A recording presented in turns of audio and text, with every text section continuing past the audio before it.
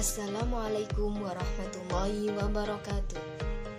Perkenalkan, nama saya Vina Mufaroha dari Universitas Kyai Haji Abdul Wahab Hasbullah, Fakultas Pertanian, Prodi Agroteknologi semester 2.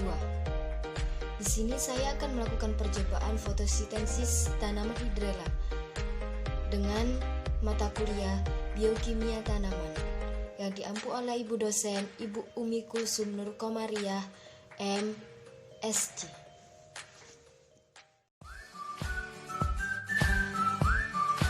Ini merupakan bahan-bahan untuk fotosintesis tanaman hidrela. Di sini ada air, wadah yang akan diisi air, corong, dan yang utama adalah tanaman hidrela. Kata ibu sih, ini masih saudara sama tanaman hidrela, tapi enggak apa. Dan ada batu. Di sini saya mengambil batunya ada 4 untuk penyangga di bawah.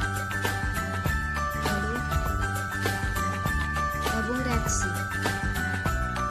Nanti ini tabung reaksi akan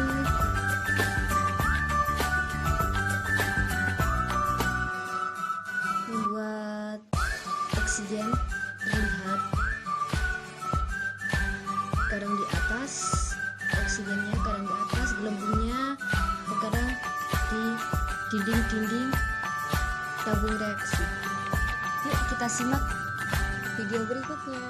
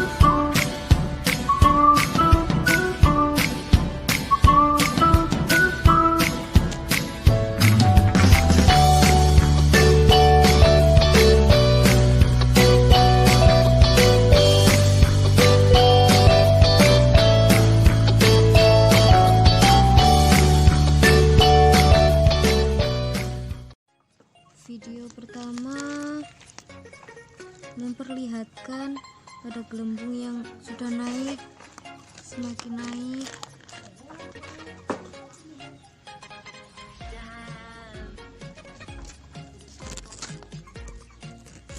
satu persatu.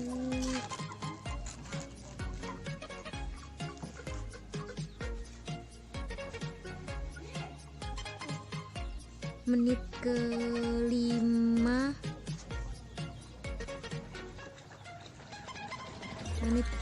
pertama banyak sekali gelembung yang naik ke atas satu persatu.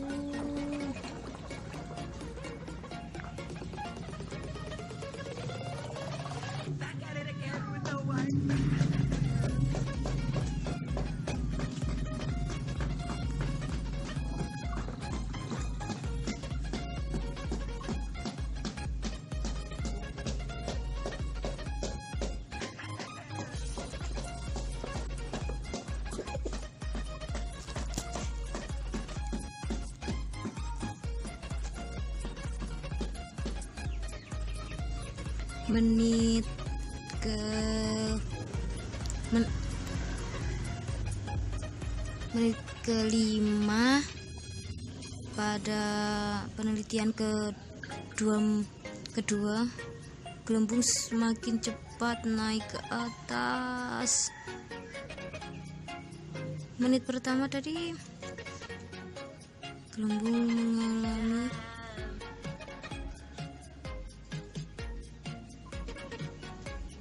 agak keterlambatan naik, dan menit kedua ini gelembung semakin cepat naik ke atas.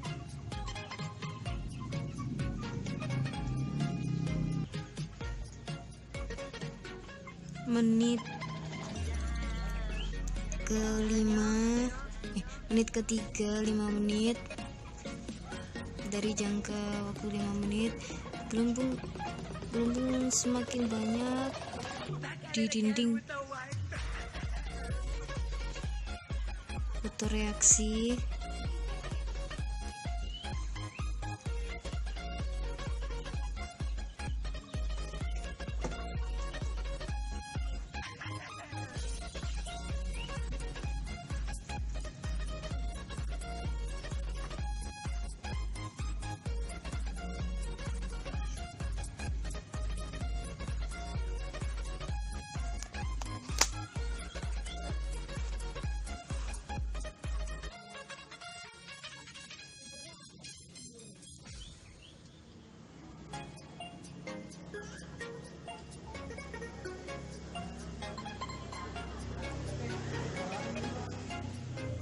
Dan di sini mulai terjadi oksigen karbon dioksida.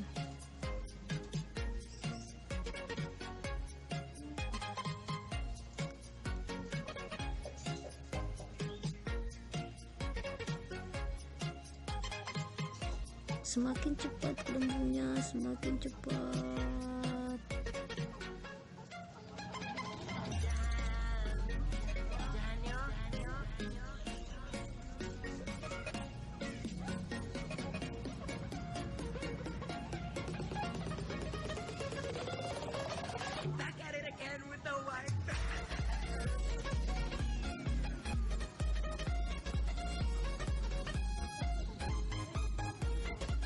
Semakin lama corong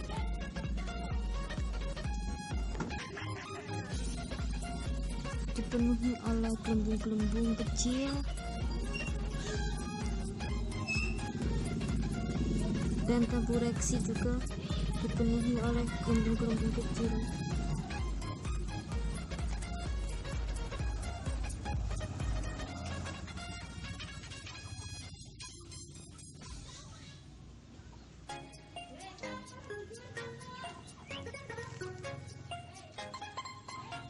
Dan saya lihat gelembung itu yang tanaman hidrella ini mengeluarkan gelembung itu hanya satu di batang yang ini.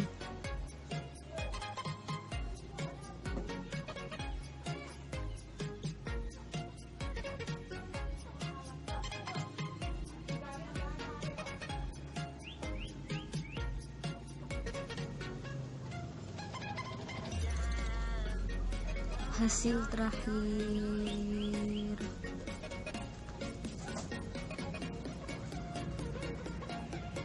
tapi tanaman hidrella masih mengeluarkan gelembung terus menerus.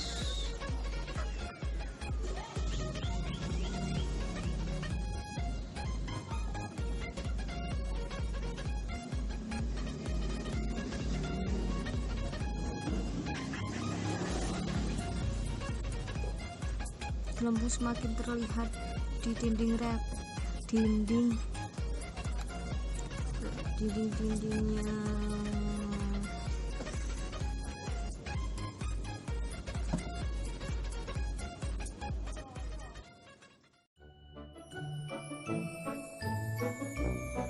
Assalamualaikum warahmatullahi wabarakatuh. Kembali dengan saya Vina Mufaroha dari Universitas Kiai Haji Abdul Wahab Hasbullah.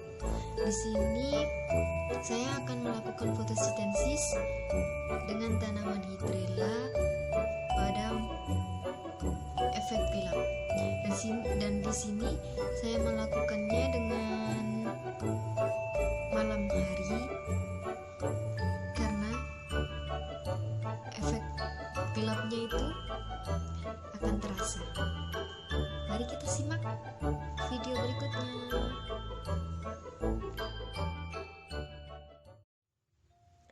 Dan ini bahan-bahannya masih sama dengan fotosintesis tanaman hidrella pada siang hari. Di sini saya menggunakan tanaman hidrella yang masih benar-benar segar karena saya baru beli. Dan ini tanaman hidrellanya, masih saudaranya hidrella kata ibu. Ada corong, ada tabung reaksi yang nantinya akan diisi air, lalu ada tempat air dan ada batunya 3. Batunya ini berfungsi untuk menjanggal tanaman hidrellanya. Dan ini air untuk dimasukkan ke tabung reaksi. Mari kita lihat percobaannya.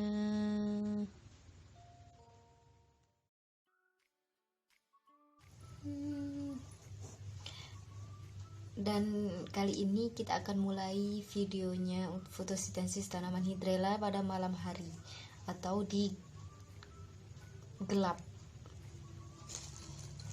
Tabung reaksi, ada corong, tanaman hidrella. Ya, kita ambil tanaman hidrellanya. Banyak sekali nih. Tanaman hidrellanya kita masukkan ke corong. Lalu kita masukkan ke dalam wadah yang ada airnya. Ya, ini kita masukkan.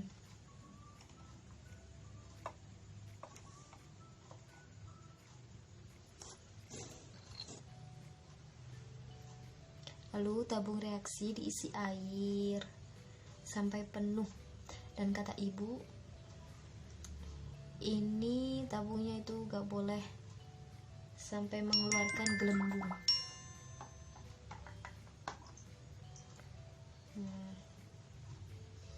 Kalau udah diisi air, kita masukkan ke dalam corong penuh dengan hati-hati.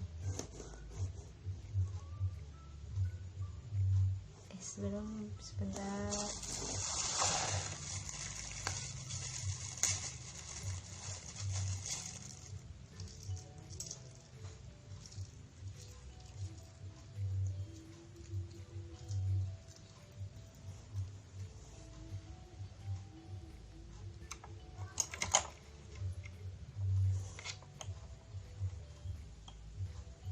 Selesai, tinggal kita tunggu. Ini masih awal, kita lihat belum ada perubahan apa-apa dan airnya masih segitu.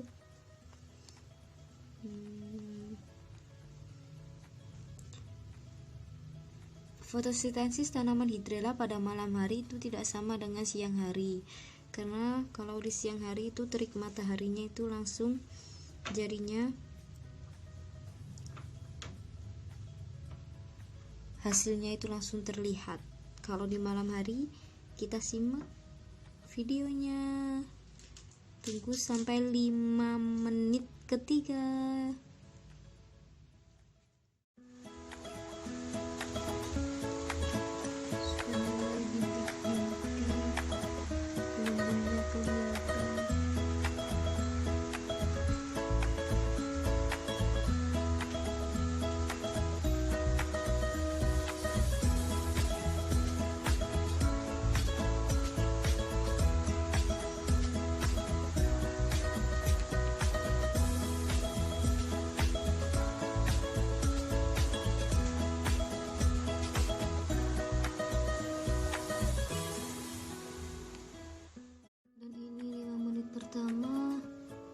soalnya hidrelanya itu banyak sekali tadi, jadinya hasilnya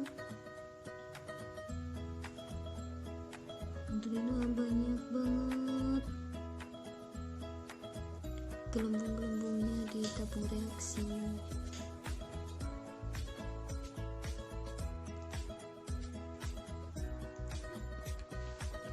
Tapi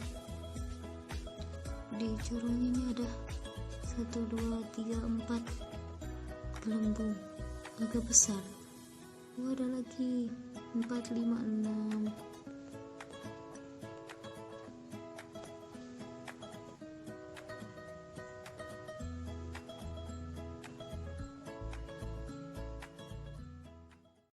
Dan ini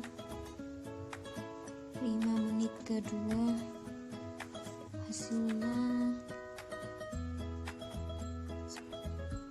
sepertinya makin banyak sih gelembung yang di dinding reaksi, tapi saya nggak kelihatan gelembung yang naik ke atas langsung kayak yang di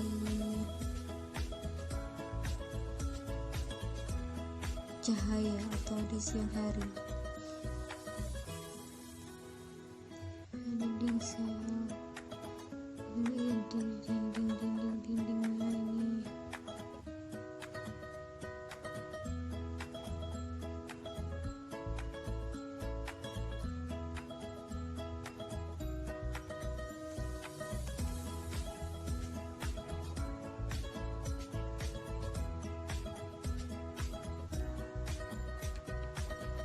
Lagi pada percobaan malam hari itu tidak sama dengan siang hari, terbukti dengan percobaan ini.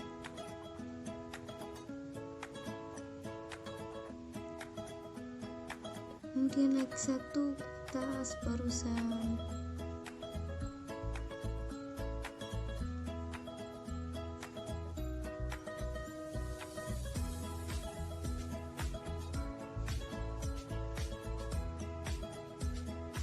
Ini enggak ada lagi. Yang banyak itu di dinding-dindingnya. Ini merupakan gelembung. Kembali dengan saya lagi. Di sini saya akan mengupas beberapa soal-soal dari praktikum yang telah saya lakukan atau yang telah saya buat kurang lebih dari 1 minggu. Di sini sebelum saya menjawab soal-soal praktikum, saya akan menjelaskan beberapa langkah atau yang disebut beberapa awalan untuk menjelaskan. Dalam percobaan ini, tumbuhan yang digunakan adalah tumbuhan air atau yang disebut dengan tanaman hidrela. Sebuah tanaman yang sering kita lihat di dalam akuarium. Di sini saya akan langsung mengupas soal praktikum dari Ibu Umi Kulsum Nur Kamariah. Soal pertama, praktikum ini membuktikan bahwa fotosintesis membutuhkan, dan jawaban saya, proses percobaan ini membuktikan bahwa proses fotosintesis tumbuhan menghasilkan oksigen. Masih ingat apa proses fotosintesis? Yaitu proses yang dilakukan oleh tumbuhan dan organisme berklorofil untuk menghasilkan makanan sendiri.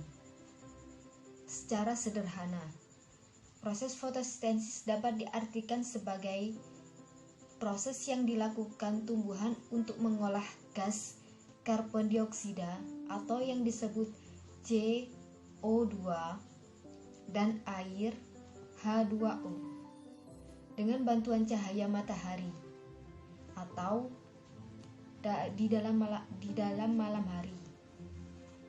Dan klorofil diolah menjadi oksigen atau yang disebut dengan O2 dan karbon hidrat yang disebut C6 H12O6. Dan itu merupakan jawaban saya dari soal ke-1. Masih ada beberapa soal berikutnya.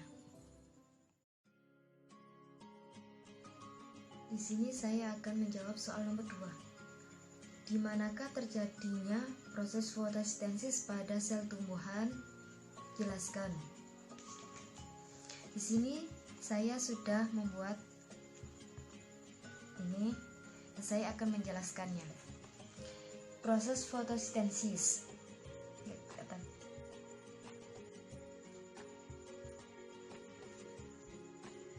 Proses fotosintesis terdapat cahaya turun menjadi klorofil. Klorofil dibagi menjadi 2. CO2 dari udara kembali ke H2O dari tanah. Lalu kembali ke klorofil lagi. Klorofil turun ke C6 H12O6. Di sini diartikan diangkat ke semua bagian tumbuhan. Lalu kembali ke O2. O2 dilepaskan ke udara. Di sini saya akan menjelaskan satu persatu. Tanaman hidrella yang sudah saya amati, itu proses fotosintesisnya pada sel tumbuhan pada batang. Batangnya itu mengeluarkan gelembung. Tapi di sini saya akan mengupasnya satu persatu. Terjadi di akar. Pada proses fotosintesis, akar berguna untuk menyerap air dan mineral atau zat-zat hara dari tanah yang diserap oleh ujung akar dan rambut-rambut akar. Stomata buka-bukaan kecil yang diapit oleh sel penjaga, berbentuk seperti sosis. Stomata berfungsi sebagai jalan masuknya CO2 dari udara. Xylem. Jaringan xylem disebut juga pembuluh kayu. Berfungsi mengangkut air dan garam-garam mineral terlarut dari akar ke seluruh bagian tumbuhan. Xylem terdapat pada bagian kayu tanaman. Phloem. Jaringan phloem disebut juga pembuluh tapis. Berfungsi menyalurkan hasil fotosintesis dari daun ke seluruh bagian tanaman.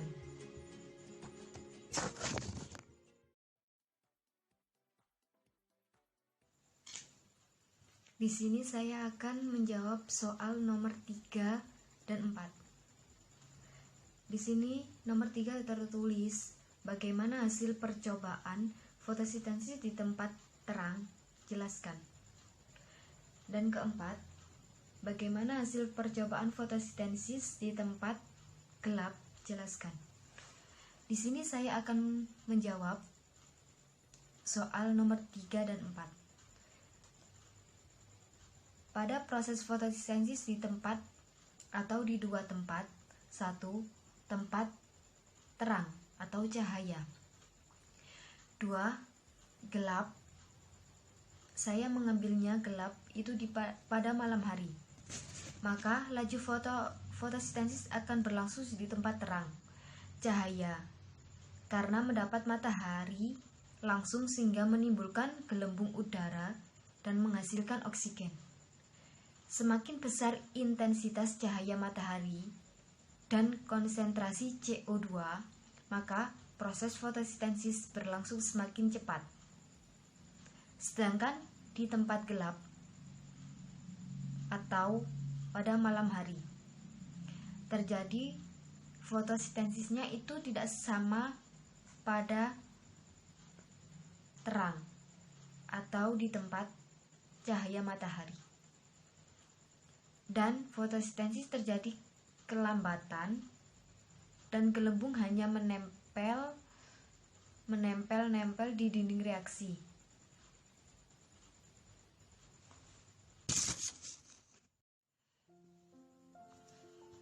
Di sini saya akan menjawab soal nomor 5. Jika kondisi mendung dan cahaya redup, apakah tanaman dapat berfotosintesis? Jelaskan. Di sini jawaban saya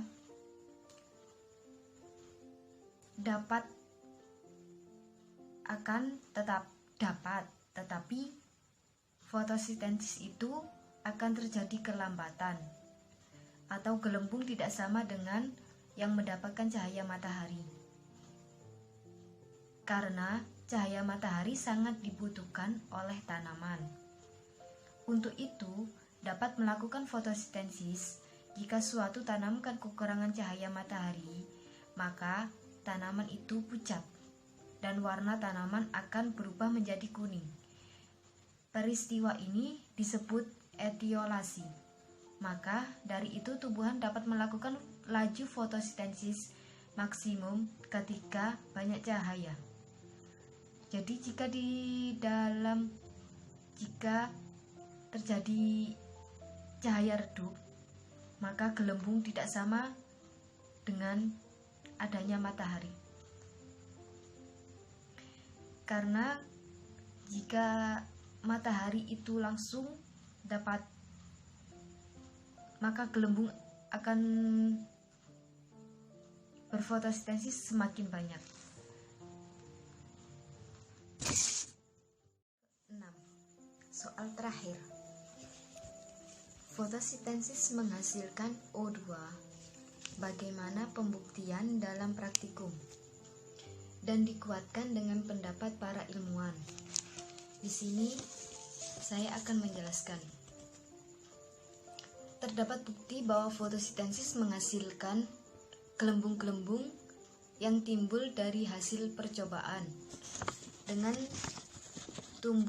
tumbuhan hidrilla setelah dipanaskan dengan sinar matahari, menandakan oksigen atau O2 yang terbentuk dari hasil fotosintesis tersebut.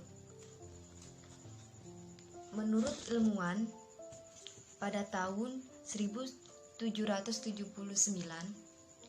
Jan Eggenshaus, dokter kerajaan Austria, dengan percobaan menggunakan tanaman hidrilla atau tanaman air di bawah corong terbalik. Jika tanaman tersebut terkena cahaya, timbullah gelembung-gelembung udara yang akhirnya mengumpul di dasar tabung reaksi. Hal ini membuktikan bahwa pada proses fotosintesis menghasilkan oksigen. Dan menurut ilmuwan kedua, Frederick Blackman 1905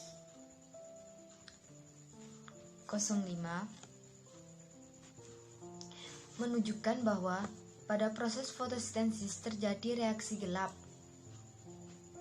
yang tidak membutuhkan cahaya.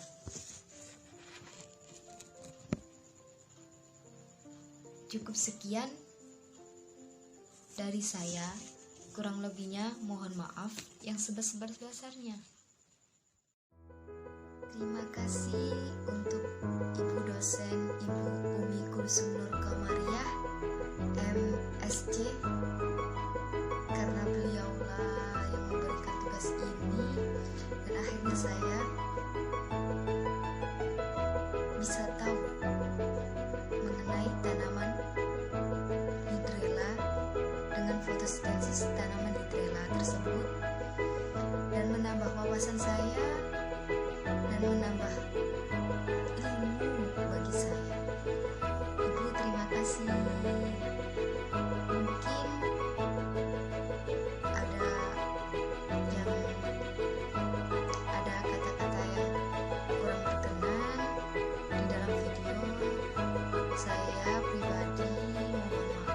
sebesar-besarnya. Akhirul kalam, Assalamualaikum warahmatullahi wabarakatuh.